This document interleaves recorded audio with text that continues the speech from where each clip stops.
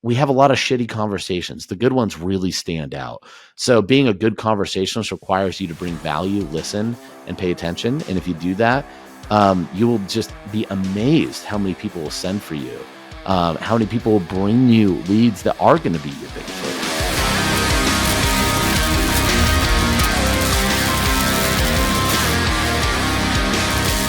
Like I remember going to this seminar with a friend of mine who's an Israeli guru who's been in the game far longer than me, probably at this point 30 years. He lived through Web 1.0, Web 2.0. I mean, he's seen it all.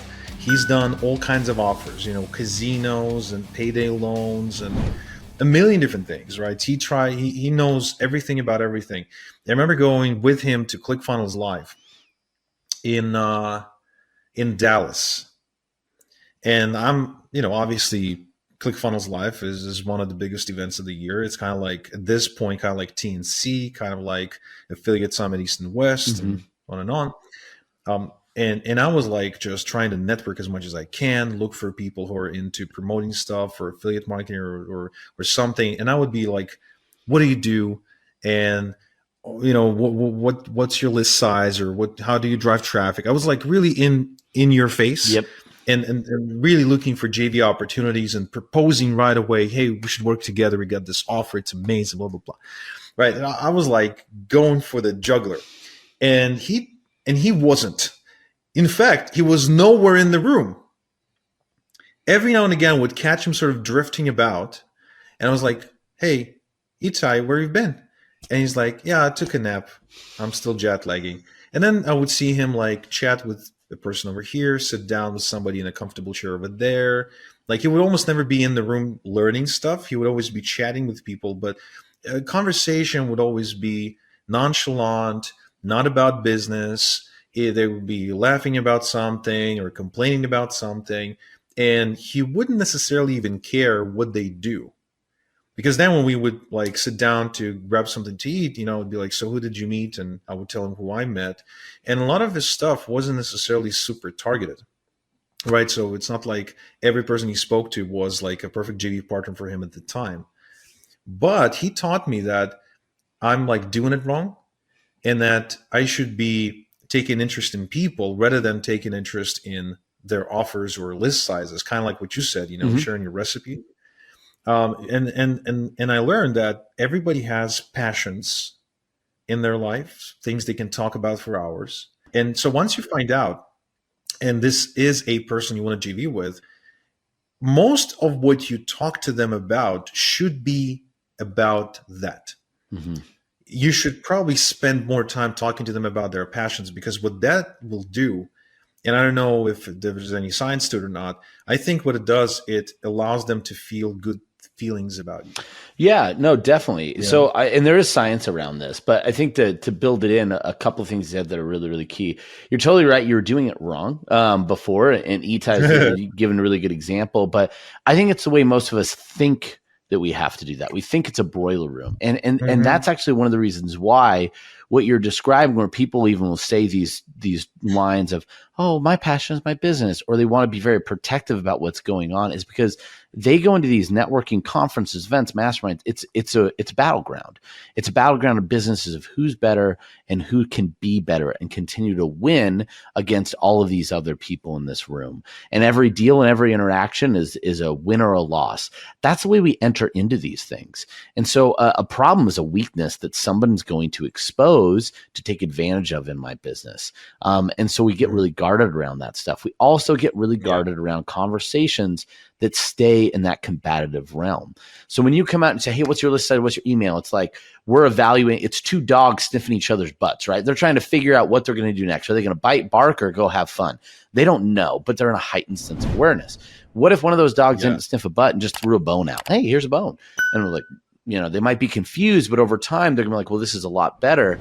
And now the problems come forth because there's trust. We don't feel this sense of like danger. We don't feel that somebody's here to try and win us over. What we feel is we just feel like we're in a great conversation. We've lost ourselves in our own humanity. And all of a sudden, the distrust that we have, the things that are holding us back, they just go away. We almost get in a trance of a conversation. If you've ever been around somebody, you're just like, I can't believe I just told you that. It's because they Yeah. made you feel so comfortable. You just started talking. Oh yeah. And I get it all the time with people. The amount of times I'm like, I can't believe I shared that with you. And I'm like, I can't believe you did either, but here we are. So fortunately, I'm not a gossip because I get so many secrets from people all the time. And a lot of it is lulling people in to treating them as a human. So let's use some examples of how to go about doing this. We're saying, hey, theoretically, you mentioned, like, we could even use, like, there's an affiliate manager and say she's a very attractive girl. She's getting all the male attention of offer owners, other affiliates, everything that she needs. But I bet a lot of that attention is probably grinding and annoying as heck, because it's probably a lot of guys coming up and like, oh, I hope your offer's as hot as you, or something like that. Or they want to like flash how much money they have, like really, really bad pickup lines. So if that was me and that party, I knew that was a big affiliate and I wanted them. I wanted to work with them, whatever it might be. I would probably come over and the first thing I'd say, okay, I will share mine if you share yours first, but I need to know the dumbest pickup line that you've heard in the last 2 hours. And I'll share the dumbest one that I have. And then so you get them to laugh, right? Get them to share something, talk about it, react in whatever way they say. Like I put this, react based on what they reacted to with what was the bad comment, not your personal reaction, react to how they're reacting. We want to seem like we're in the same wavelength. And there's always ways to check this through body language. I always like to do this. If you're in a good conversation with somebody, they should start naturally mirroring your body language. It means that they're engaged. Mm-hmm. So move your body in certain ways. Start mirroring theirs. And when you know you're both standing and doing the same things, you're holding your drink in the same way, pay attention, then move your drink. Hold it differently and see if they follow suit. If they do, you know that you're engaged. You've done a good job with that. Now, and again, what I'm thinking, and the reason I would have gone about that is, what is the one thing that person didn't want to hear from another person? Another pickup line, another thing, the biggest irritation, the biggest wall that they're facing right now, right? So go and pull through that. It's not always that way, though. Sometimes other people are doing different things. The term peacocking, right? If I walk into a networking party and I have the brightest suit on, I'm doing that for a reason. I want people to recognize this suit. I want people to talk about the suit. I did not wear this to be ignored. I pay attention a lot to people's shoes. So if you see somebody that has very detailed shoes, a shoe's one thing, but a shoe that shows extra detail, or if it's if it's a sneaker like Air Force Ones or something, which I don't know shit about, but I know that it matters to the people that do. So I was like, hey, I know I'm not a big shoe guy, but I can tell you right now, those are shoes that you care about. You got to tell me what these are. And then from there, it's tell me more about it. What made you decide that? Tell me more about this. All you're doing is just getting information from them. But people love to share that information. If they're putting it out there that's important to them, you acknowledge it's important, and then take the next step to find out why it's so important to them. They're going to remember that conversation. They're going to remember you because you took time to look at them as a person, not a number, not an affiliate, not an email send. And once you have that and you build conversation, they'll naturally start sharing with you things about their life, about their business. A great question you should ask isn't, what do you do? Why are you at this conference? I was just make it a little bit more organic, a little bit more natural. Hey, what's the number one thing that you were hoping you were going to have on the flight home from here? The one thing you got, was it an affiliate? Is it an idea? Like, what do you need? I'm really curious. And you ask it that way, it's hard not to get people to answer something and give a good idea why they came here. Sometimes it's like, honestly, I really love to come and see people I haven't talked to in a long time. Oh, me too. It's so great. Let me ask this. I'm actually looking for this here. This is where you interject it. Hey, I know you have a lot of friends here. You're looking to do that. Always looking at that. I have to be honest with you. I'm actually looking for this specific thing. And you need to have an elevator pitch what it is. For me, it'd be, hey, I'm looking for any businesses that are selling online that are making 7 figures and either have an affiliate program or are looking to start using affiliates for the first time. Do you know anybody that, in your circle of friends that you're looking to see that might fit that bill that I don't know personally? That's a really easy thing for them to say yes to. You just spent all this time making them feel good because you had a nice, organic, value-oriented conversation. You found out what they're looking for, which hopefully if you could fit in and already give them the connection they need. Oh, you should go talk to Ted over there. He really likes, Funko Pops, and he happens to be able to solve your problem. And now you've already given them something, you made a connection, sent it over. Now you could come in and say, well, I know you're looking for blah, blah, blah, blah. I'm actually looking for this. If you know of anybody, just let me know. Going back to what you said about Itai, hey, sometimes he's just going really broad. These aren't people that are his leads or his affiliates, but you know what they are? Somebody that's going to talk to somebody else. And now they know me, they remember me, and I gave them a very specific thing to look for when that comes up. So it's triggered a conversation because I connected with them as a human being, learned about them, created value in their life, even through a conversation, gave them something. They have a relational deficit, and I've imprinted myself in their brain because I said something different. I engage with them. We have a lot of shitty conversations. The good ones really stand out. So being a good conversationalist requires you to bring value, listen, and pay attention. And if you do that, you will just be amazed how many people will send for you, how many people will bring you leads that are going to be your big affiliate. That's one of the best ways to get a big, massive affiliate. So, it can make a huge difference in your business sometimes, not necessarily for that person being the one that sends, but who they know and who they connect to you to. Yeah, I think a lot of this stuff is just being good, like being a cool person to hang out with, somebody who understands just a bit of social dynamics.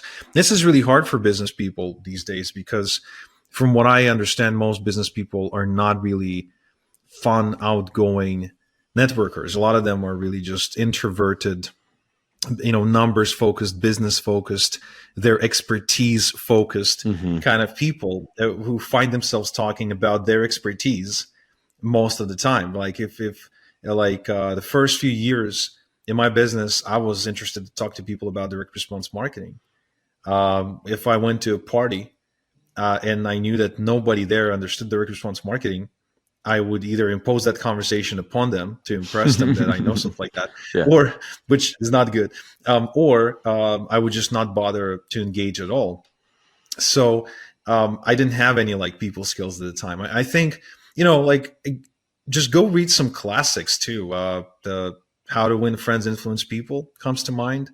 Very good book that teaches you a very simple idea, in my opinion, and that is how to take interest in other people without coming across like you're doing it in a way where you're going to then try to kind of pull a lever. You know what I mean? Like how to do it in a way that people genuinely appreciate. Yeah. And how to be interested in them so you then become interesting for them. Because people do take interest in people who take interest in them. I don't know if it's also a sense of reciprocity. Like let's say an average affiliate marketer who specializes in a particular form of traffic, I think for the most part, we can assume that on a day-to-day basis, their life looks pretty boring. The people in their life do not want to hear about their passion or basically just sick and tired of hearing the same thing over and over again from them. Most people don't know they exist because affiliates are hiding behind the screen usually. And it's not like people really hold them up on a pedestal of any kind either, right? For the most part, they're just feeling very like invisible and everything. So if you meet them somewhere, if you have a call with them, or if you chat with them, and you take genuine interest in them, and you don't rush it too, I think very important to mention, don't try to close them. You know what I mean? Like don't try to escalate that conversation way too soon. Like passage of time is important in building a relationship. There's no relationship in your life that just happened within 30 minutes. You give it some time. Don't be and be okay. It's one of the things, be okay leaving a relationship and a conversation, both of you wanting to talk more. In fact, that's the best time to leave. I would say like a good vacation, a good movie, a good whatever, a great conversation should always leave you wanting a little bit more. So you mentioned with time and relationship, if you've accomplished the goal of at least seeming interesting, because you actually show. It's funny, to be interesting, you have to show interest. I'm not that interesting of a person. I'm really not. Like I don't go live some extravagant life, but I've been told oftentimes that I'm a very interesting person. People are like, oh, that was one of the most interesting conversations I had. It's not because I am individually interesting, but I sit and just let people talk and ask questions. Now, there's a key here that I see a lot of people make mistakes, because what you said is really, really powerful.